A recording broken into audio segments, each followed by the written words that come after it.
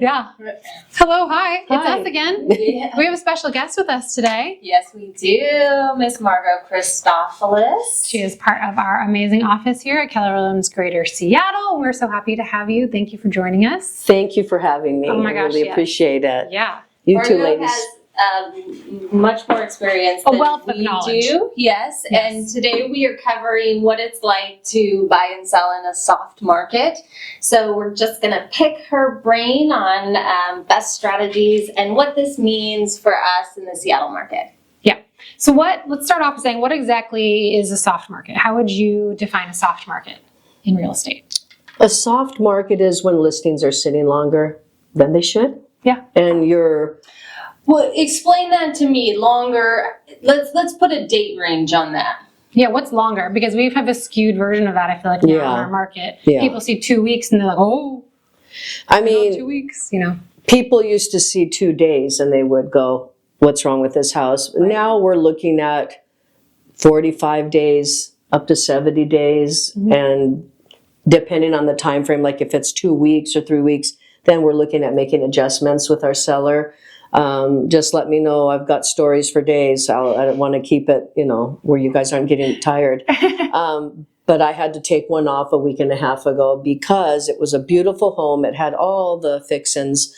What happened was, seller decided that the home in this market was worth more than it was. And the issue was that within a month's time, before and after, 6 other homes very similar to theirs in the same neighborhood came on the market. So soft in the respect that people have choices, where in a fast market, a hot market, you don't have time to think. It's like, do I want to put an offer on this house or not?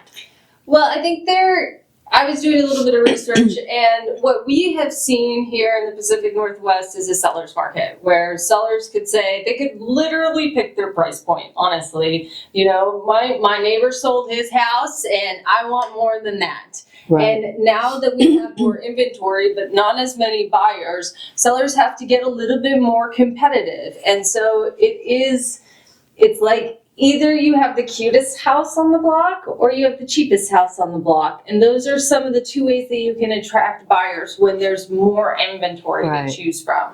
Well, you tend to get creative, and then you tend to include your lender on that.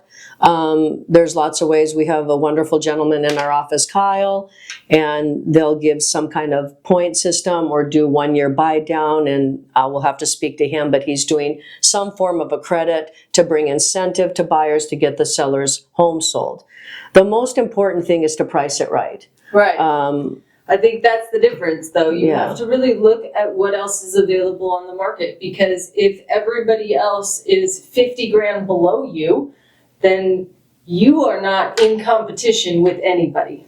And that's what happened on the home that we took off 2 weeks ago. We'll put it on probably during the holidays, when if you had asked me 5 years ago, I'd say, no, let's not put it on in the holidays. Let's do it in spring. And now we're thinking, let's put it on in, the end of November or beginning of December and take another swing at it when there aren't 6 others following you. Right. And then also think about the price. Yeah. What's realistic? Yeah, Right. the market will tell you what your home is worth That's right. day in and day out. They really will. The market speaks, the buyers speak. Yeah. And, right now there's a little fear. We won't get political, but there's things going on that are telling buyers, wait, hold, let's think about this. And then the more homes they see, think about it, they start thinking, what's wrong with these houses? Yes, instead What? of thinking like, oh, look at the Yes. opportunity. I have so Right. many things to choose from. I can make decisions. I can compare and contrast. It's what's wrong with this house. That's what I hear all the time. What's wrong with this house? Hasn't sold in 30 days. Or, they're We've been concerned. conditioned in a way to see things go quickly. So I think that there has to be a re-education to both the sellers and the buyers that we have entered into a new market. And all signs point to it softening even more before we start to see Yeah. things change. So I think that's part of the reason why we wanted to sit down and talk about it today, because I don't think this is something that we've really seen. We've seen some fluctuations. Of course, like it was a struggle when we saw the interest rates keep jumping and jumping and jumping and jumping. But everybody thought that 2025 was the year. All the agents told their sellers 2025 is the year, and now they're all out there just waiting to be picked. Yeah, I mean, unfortunately, I live with a lender, so I hear too many stories. And the houses that are meticulous and in areas where I have to get my child in this school district, my sibling lives 2 doors down, they're going to still go. Oh yeah, with multiple offers Right. we've even seen. There's these pocket areas Yes. where something's done really well, but it's also priced well. Because when it's priced well, then you're collecting everybody in that price range, and all they've seen is junk, and then this one like golden egg comes out, and now you have a bunch of competition. I've had that too in this soft market. Yeah, of course. We don't control the market, and that's, I think that a lot of people get frustrated with our evaluations of things. It's not that your home is less valuable than it was before. It's just that there's more product available, and it's supply and demand. So it's either feast or famine. And right now, it's a bit of a feast for the buyers because they have so many more homes to choose from. I would say that the folks who are waiting at that higher price point, I think those are the people who are testing the waters to see if they really want to sell, but they're not ready to sell yet. Because if they were ready, then it would come down to how do I get it sold as quickly as possible. I mean, there's different scenarios though. I know, and there are some people that need to stay because it's a financial decision that they need to get back out. It makes it hard for everyone though, including the agent, because you need a number because you're going away. You're not buying here. You're going away. You need a number. It's not realistic. You didn't choose a realistic number when your agent listed it. So you're waiting. Now you're frustrated, and now you're staying this year. Right. Because you wanted what you wanted, and you're making it impossible for somebody to get that for you. You're not even in competition. So I think that sometimes when something is too hard, the universe is telling you that you're not ready. And that's kind of what I tell my clients is I don't think you're actually ready to sell. And that's okay. We tested it. We tried it. Yeah. It doesn't feel like, and if you are ready, the next thing you have to do is cut the price, or you need to do something that makes it much more spectacular than everybody else who's selling in this price range. And the golden ticket is your agent who's going to come over and do that with you, whether it's marketing, whether it's the price, whether it's painting. The professional is going to come in and help you with that. So please listen. It's what we do every day. Nobody's trying to hurt people's feelings. Everyone's house is special. But we now put our buyer hat on, is what I tell my sellers. What would you be looking at if you were walking through here and you were going to put a down payment on this house? And if you've lived in your home for multiple years, Keller Williams has a concierge program, which would allow you to do fixes to the home to make it look the best. Right. And it is available to KW agents. We can have that discussion. It's literally a contract that you'll have with the vendors that you choose. And we walk you through everything and you pay at closing. And now this is for people that are a little bit tight on funds. You don't have to use it, but you don't have to be backed into a corner either. There's opportunities to get your home prepared and sold. Totally. So we touched on what is sort of contributing to this current market being a little bit softened, and we touched on interest rates still being high, economic uncertainty, affordability challenges with the combination of layoffs, homes still being high, interest rates high, all of that. But it's not unusual for us to have a little bit of a slowdown during the summer. We see this every year. We have a very seasonal time of selling where we live in the Pacific Northwest. So that's not unusual for our time. We just have a lot of other contributing factors that have sort of domino effect to keep those listings that, may have been hot in the spring. Some of those are just still on. Yeah, I think that whenever you go through a massive transition like this, it's going to take time. I don't think that people change their ideologies like with a snap. And the reason why they decided to move was because in their mind they have these preconceived notions of how it's going to go. When it doesn't go that way, and we have to kind of redirect, that can be challenging. It takes people a little while. It does. I always like to remind my sellers, though, it sucks on this end, but it's going to be amazing on the other end. Absolutely. And once you're out and you've got this cash, everything's on sale. That's right.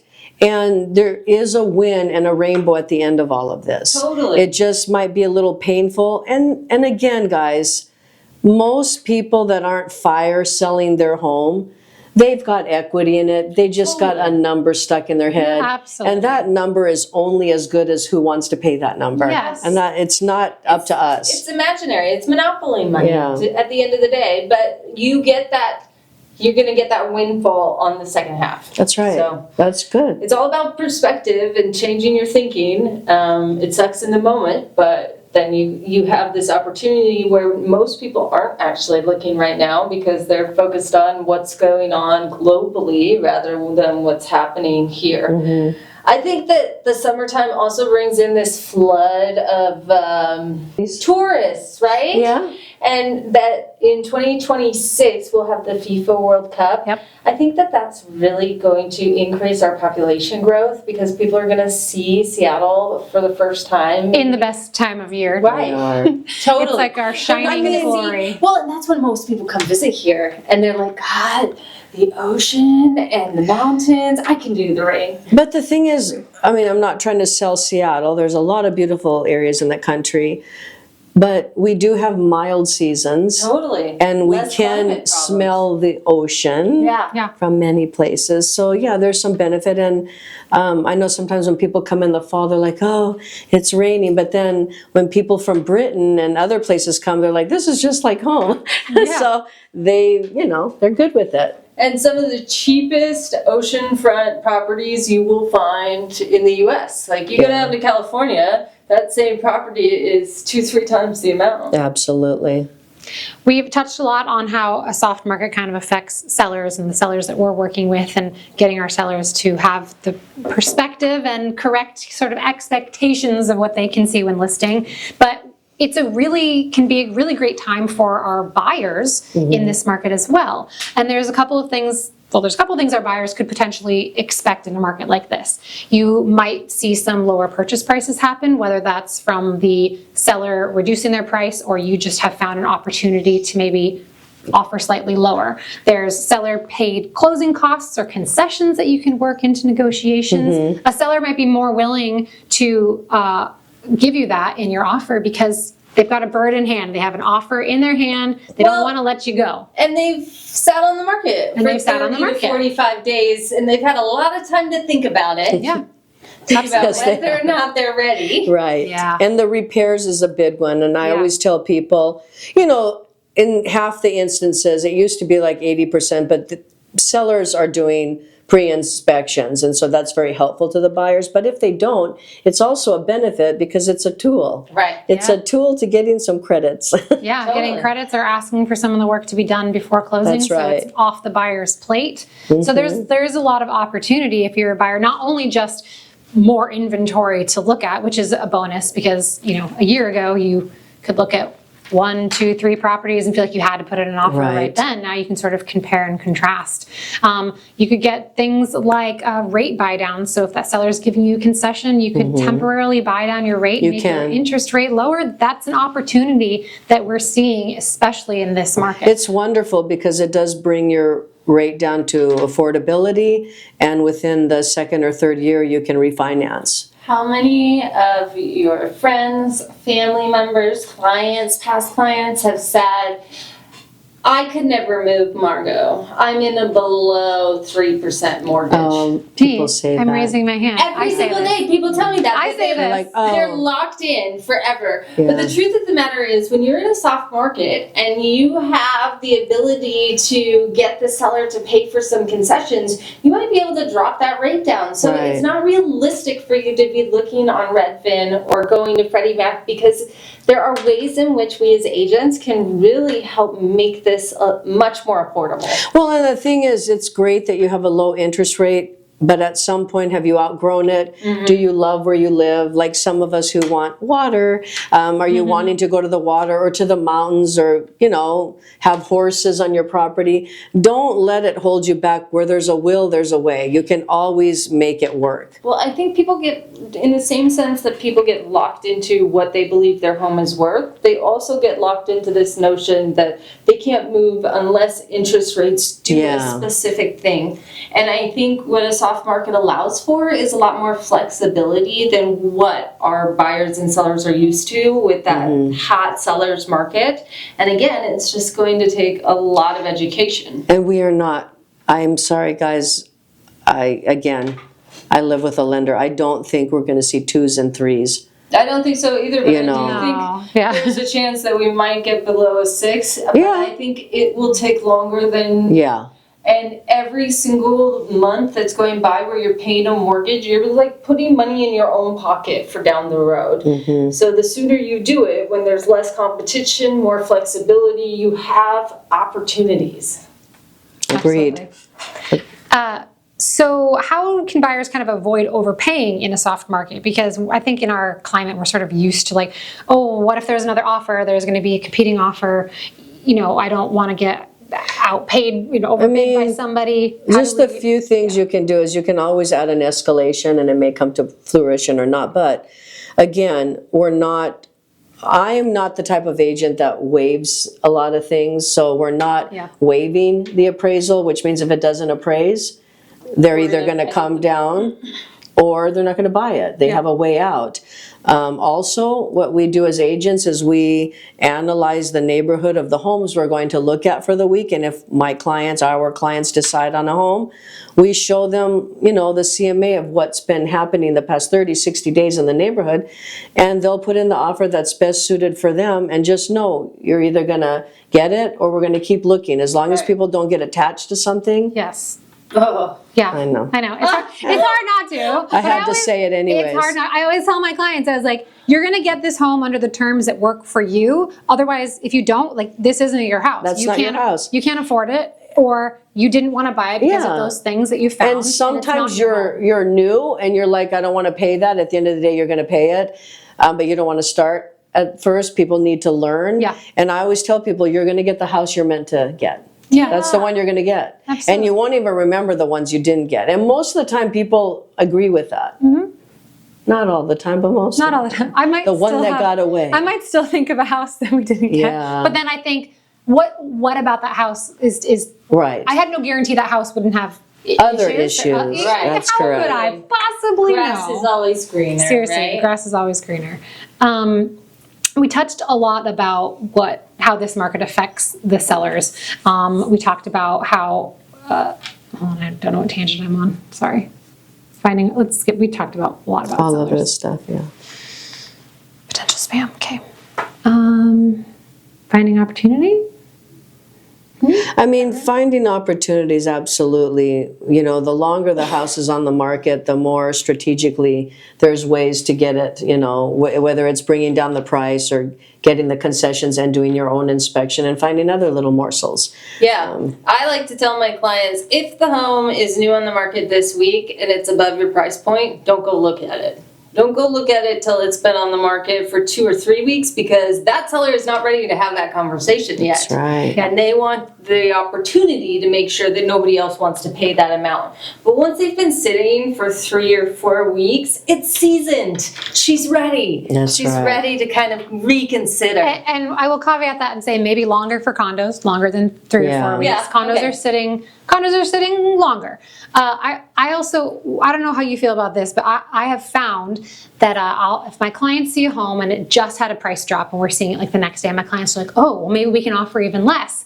I say to my clients, actually, that seller probably took a long time to decide they were going to make that drop. Right. They've already made a significant drop. They might not be open to you then. Other thing that we need to look at, ladies, to your points, our buyers and sellers are our clients, but the other agents are our peers. We're going to see them repeatedly. It's a small community. So when somebody just lowers the price on a property, we cannot go in and cut their seller at the knees. Some people won't understand this, but it is disrespectful. So if it's negotiable, we'll talk about it. But if it's something where the buyer is really persistent on just doing that, sometimes I have to walk away from that situation because I know that that's not, once you've insulted the agent and the seller, you're not getting that property anyways. Well, It's not happening. it's a delicate balance, right? Like, you want to make sure that you represent your buyer, but also give them kind of an eyes wide open idea of, like, I try to give them the perspective from the seller and from the listing. If it was them, yeah, I mean. Yeah, we had a condo on the market, and after 10 days, we got a 50 grand below asking offer, and the agent was just like, "Hey, I'm just doing what my clients want me to do. I hate giving you this offer. Here's the offer." And I was like, I totally get it. You're doing what your client wants. You had the conversation. How they brought it to you. So I was like, you had the conversation. You told them, like, hey, this is not a good offer, but I'm going to do what you want.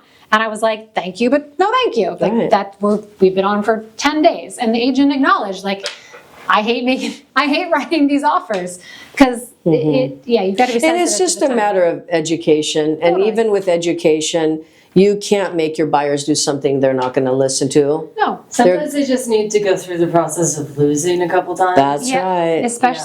Especially if they're first-time home buyers, they want to put everything they want to put into that offer at the price they want to put, and then they got to see. Or I have clients that are like, well, it needs this, this, and this, and I'm like, that's why it's priced at this. Right. It's priced for this, this, and this. Right, they knew that going into it. That's they right. knew that. Yeah. I think another thing is just trying to help your buyers stay on track. I think in a soft market, there's so many options that it can become overwhelming. And that is another way that kind of people spin out, is that they need to see everything before they can make up their mind, even though everything doesn't really meet the parameters of what they're looking for. So just being like very mindful of, hey, I see that you want to go look at this. It's $70,000 over your price range, because I go through like tour exhaustion with some of my clients. They start to feel like nothing's ever going to work. Well, because they're overwhelmed. Yes. I say it, I don't know about you guys, but 5 a day is enough. And you should take notes. Yeah. 5, even as a human being, as a listing agent, I mean, as the buying side, No, I'm like, totally like- I've seen too many, like, I don't know which one they should pick, it just swirls. Yeah. Nothing sticks. The only time I've ever had to do more than 5 a day is when I have my out-of-town buyers. And that's different. You got to do like 10 a day. The most I've done is 10, and a lot of them have been gracious. And then there's some of them that, I've had clients that just bought last October. We would come and look at houses for 2.5 years from California, and then one day they said, we're here and we're ready. But they would just see homes, go home, and come back. I mean, that can happen too. Yeah. If you don't have to pick right away and you're feeling pressure, let your agent know, and no one's going to make you pick right away. No. Just get a plan in place. Yeah, absolutely. We actually touched a little bit about how like certain neighborhoods are probably still going to hold their value even in a softer market, and they're not going to stay on as long. That's looking at those really great school districts, super sought after school districts, or neighborhoods where homes don't come on very often. No, and turnkey ready. Yeah, turnkey ready homes. No one has to do anything else to it. It's ready. Yeah, you can, especially if people are trying to time it out for the school year, you just put your home on the market in that neighborhood, you're fine. You're probably not falling subject to a softened market. How long do we think these soft markets like typically last? A lot of things come into play here, right? There's economic factors, interest rates, which we have discussed. We aren't going to see them below 6 for a while. Yeah. I mean, there's a lot of things. Again, not throwing it out there that I'm anything special, but just being long-term in the business. When I came in, the market was just about to crash.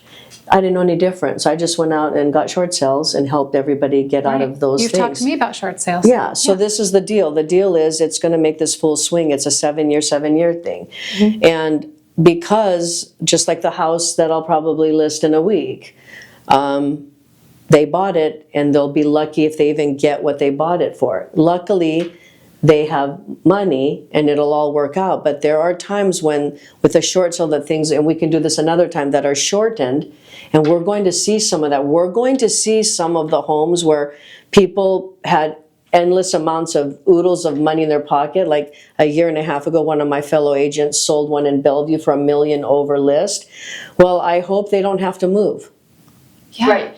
Right, because Yeah. that property value will have gone down That's right. significantly. Yeah, because there's no way it's appreciating at the No, rate that they not that rate. essentially overpaid Yeah, for the house. if you're going to overpay, I tell my clients, I hope Stay. you're staying 5 to 10 years. Oh, yeah. That's what we saw a lot of people in 2020. Yeah. Not only did they That was feel a my little best year. How about you? That was the best year ever. I started in 2022, 2021, 2021 21. was 21. gloves up and let's go.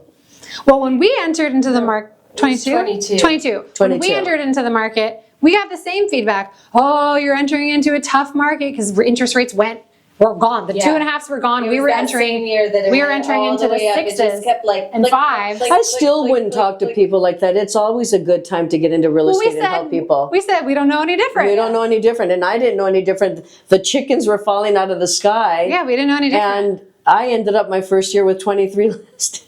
There you go. And so Amazing. it can be. It's just a number. Yeah. It's what's here, and you're focused on your clients, and it all works out, you know? Yeah, if it's Thank God you guys Still have a great personality. It's still a great time to sell and a great time to buy. Yeah. It just really depends on your ability to be open to a change of perspective. That's it. absolutely, and there's opportunities to be had on both sides. And you don't need to listen to the news too much, or some of the companies that are writing strange things in the papers. Again, people are always going to buy and sell. They're always going to move in or move out. They're always going to have kids. They're always going to get older and downsize. It's going to happen every year, regardless of the rates, regardless of anything, the finances, the culture. Just be smart about it. Yeah. Do your numbers, make sure you make a list of what's important to you, and plan to stay there a couple of years at least. Yeah, and work with a good agent. Grab a good agent. Grab a good agent. That's like the moral of all of our The episodes. moral of the story Grab a good is agent. get a good one. Get yourself a winner, Yeah. baby. Yes. Thank you so much for joining us, Margaret. We Yeah. really Thank you appreciate so it. much, you Yeah, guys. Thank you. Thanks, guys. Bye. Bye.